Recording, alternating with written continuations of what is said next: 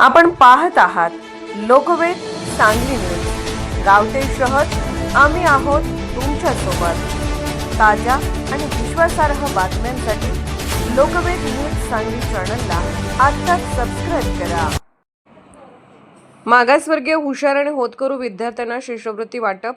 तासगाव कवठेमहांकाळ मतदारसंघातील लोकप्रिय आमदार रोहित आर पाटील यांच्या प्रमुख उपस्थितीत आर पाटील एज्युकेशन ट्रस्ट मुंबईच्या वतीने मांजर्डे येथील बौद्ध विहारात 5वी ते पदव्युत्तर शिक्षण घेणाऱ्या एकूण 49 विद्यार्थ्यांना रोख रकमेचे धनादेश देऊन शिष्यवृत्तीचे वाटप करण्यात आले। या कार्यक्रमात ट्रस्टचे अध्यक्ष डॉक्टर श्रीकांत सीताराम रणखांबे, जिल्हा परिषद सदस्य मोहन नाना पाटील, माननीय सभापती कमलताई दिनकरदादा पाटील, सरपंच संध्याराणी मंडले आदी मान्यवर उपस्थित होते।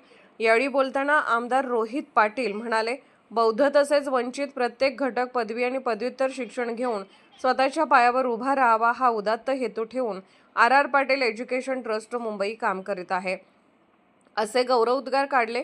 पुढे बोलताना त्यांनी ट्रस्ट डॉक्टर रणखांबे यांच्या कार्याचे कौतुक केले। ट्रस्टची व्याप्ती आणखी वाढवण्याचे व प्रत्येक गावामध्ये उपक्रम राबवण्याचे सांगून सर्व विद्यार्थ्यांना शैक्षणिक वाटचालीस शुभेच्छा दिल्या। याप्रसंगी विशेष सत्कार सांगली जिल्ह्यातील प्रथम महिला IRS अधिकारी सुधा श्रीकांत रणखांबे यांचा करण्यात आला।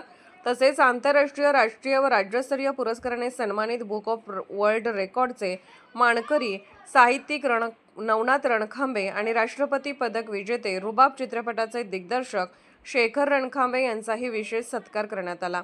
यावेळी युवा नेते राष्ट्रवादी शरदचंद्र पवार गट सांगली जिल्हा सांगली अध्यक्ष सुशांत पाटील, प्रदेश सचिव राष्ट्रवादी ताजुद्दीन तांबोळी, राष्ट्रवादी तालुका अध्यक्ष विश्वास तात्या पाटील, संगम पाटील, उमेश मोहिते, शिवनेरी केसरी विजेते पैलवान लक्ष्मण मंडले, कापूर अग्नीचे संस्थापक विनायक तात्या मोहिते, लक्ष्मी इंडस्ट्रीजचे मालक संजय काका पाटील, कुमार जाधव, प्रकाशदादा मोहिते आदीसह ट्रस्टचे पदाधिकारी, शिष्यवृत्ती धारक विद्यार्थी, मांजर्डे ग्रामपंचायत सदस्य, बौद्ध समाज आणि गावातील ग्रामस्थ मोठ्या संख्येने उपस्थित होते।